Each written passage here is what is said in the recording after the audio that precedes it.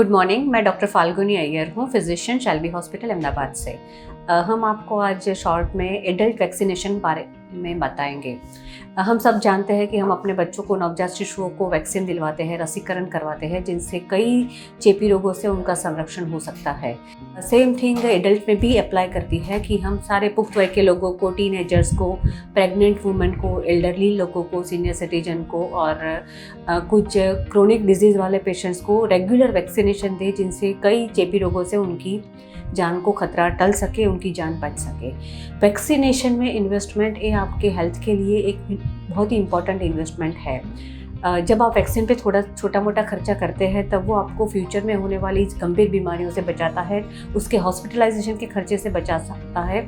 और वो बीमारियाँ उतनी गंभीर नहीं होती, उतनी जानलेवा नहीं होती, क्योंकि हमारी बॉडी वैक्सीन लेने के बाद उससे रोग प्रतिकारक शक्ति डेवलप करने लगती है। तो वैक्सीन कैसे काम करती है? जब भी आप कोई भी वैक्सीन लेते हैं तो वैक्सीन उसको हमारी इम्यूनिटी को सेंसिटाइज करता है, हमारी इम्यूनिटी को वो रोग से इंट्रोडक्शन करवाता है, जिससे हमारी body WBC, antibodies, memory cells वगैरह डेवलप करती है। तो जब भी फ्यूचर में वो रोग के जीवाणु या बैक्टीरिया, वायरस हमारी बॉडी में एंट्री करते हैं, तो हमारी बॉडी पहले से उनको पहचानती है, वो उसको अच्छे से फाइट करती है और वो रोग को सीरियस होने से बचाती है, जिससे आपको जानलेवा बीमारी नहीं होती, उसका खतरा बचता है और इंसान की जान बच सकती है। जो कॉमनली वैक्सीन अवेलेबल है एडल्ट्स के लिए, उसमें मेनली है टेटेनस, हेपेटाइटिस यानी कि जॉन्डिस की vaccine, hepatitis B and hepatitis A, typhoid vaccine जो रोग बहुत ही कॉमन है इंडिया में, चिकन पॉक्स, ओरी अछबड़ा की वैक्सीन होती है, रूबेला की वैक्सीन होती है जो पर्टिकुलरली हम प्रेग्नेंट लेडीज़ को लेने को बोलते हैं, टिटेनस और धनुर्वा की वैक्सीन है। एनिमल बाइट या डॉग बाइट के बाद जो लेने वाली होती है वो है रेबीज या हड़कवा की वैक्सीन। अदर कॉमन वैक्सीन है, अभी after Covid we all know that lungs are very important, lungs को बचना बहुत ही ज़रूरी है। तो लंग्स के लिए जो इम्पॉर्टेंट वैक्सीन है वो है pneumonia vaccine and flu vaccine. हर साल कितने पेशेंट्स, बच्चे, एल्डरली, सीनियर्स, एडल्ट, सबको सामान्य छोटा मोटा फ्लू या न्यूमोनिया होता है, जो कई लोगों को सीरियस भी हो सकता है। तो सिंपल न्यूमोनिया और फ्लू वैक्सीन लेने से हमारे लंग्स बच सकते हैं, इंसान की जान बच सकती है। आगे की वैक्सीन है जो पर्टिकुलरली हम टीनेज गर्ल्स को, यंग गर्ल्स को देना चाहते हैं, वो है ह्यूमन पैपिलोमा वायरस या सर्वाइकल कैंसर प्रिवेंशन वैक्सीन, जो फ्यूचर में बच्चियों को, हमारी बेटियों को गर्भाशय के और सर्विक्स के कैंसर होने से बचाता है।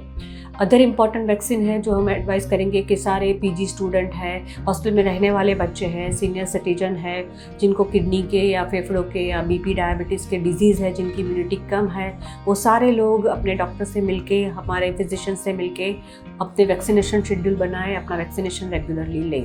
वैक्सीनेशन के बारे में मीथ होता है कि ऐसी अंधश्रद्धा होती है कि वैक्सीन लेने से रोग हो जाएगा, वैक्सीन लेने से स्ट्रोक हो जाता है, वैक्सीन लेने से हार्ट अटैक हो जाता है, पर ऐसा बिल्कुल नहीं है। आप किसी भी बहकावे में मत आइए। जब कोई भी वैक्सीन मार्केट में आती है तो उस पर उसने ऑलरेडी हज़ारों लोगों पे ट्रायल किया हुआ होता है, वो साइंटिफिकली प्रूव होती है, बहुत सारे गवर्नमेंट के क्राइटेरिया पास करके वो मार्केट में आती है। छोटी मोटी साइड इफ़ेक्ट होना, वैक्सीनेशन साइट पे पेन होना, फीवर होना, माइल्ड कफ कोल्ड होना या डायरिया होना, लोकल जगह पे रेडनेस होना, सूजन आना, वो कॉमन साइड इफ़ेक्ट है जो आपके डॉक्टर आपको समझाएंगे उसके बारे में। पर वैक्सीन की, मोस्ट ऑफ द वैक्सीन के कोई भी जानलेवा ऐसे साइड इफ़ेक्ट नहीं है। अनदर इम्पॉर्टेंट थिंग, आप कोई भी छोटी मोटी जगह से वैक्सीन ना लें। कई बार ऐसा होता है कि पेशेंट को मैं दुकान से वैक्सीन ले लूँगा, फिर मैं अपने क्लिनिक में या अपने फैमिली डॉक्टर से घर पे बुला के ले लूँगा, पर ऐसा नहीं होता। वैक्सीन में कोल्ड चेन मेंटेन करना बहुत ही ज़रूरी है। वैक्सीन जहाँ पे प्रोड्यूस होती है तब से लेकर जब पेशेंट को दी जाए तब तक उसको उसके निर्धारित तापमान पे कोल्ड चेन में रखना बहुत ही ज़रूरी होता है। तो बहुत ही सेफ जगह पे, स्टराइल कंडीशन में, क्लीनलीनेस जहाँ पे मेंटेन होता हो और फ्रिज का तापमान मेंटेन होता हो, उसी जगह पे आपको वैक्सीन लेनी चाहिए। आपको पूरे क्वालिफाइड पर्सन से ही वैक्सीन लेनी चाहिए, वो हम आपको बताना चाहेंगे। तो आज ही आप अपने डॉक्टर से, फिजिशियन से मिलके आपका वैक्सीनेशन चार्ट बनाइए। Prevention is always better than cure. Vaccine में इन्वेस्टमेंट करना बहुत ही फ़ायदे कारक होगा, जिससे आप हॉस्पिटल के बड़े बड़े खर्चे, वेंटिलेटर या ICU से बच सकते हैं। तो vaccination is very important nowadays, not only for children but for all adults and our senior citizens and our pregnant women. Thank you. Good day. Jai Hind.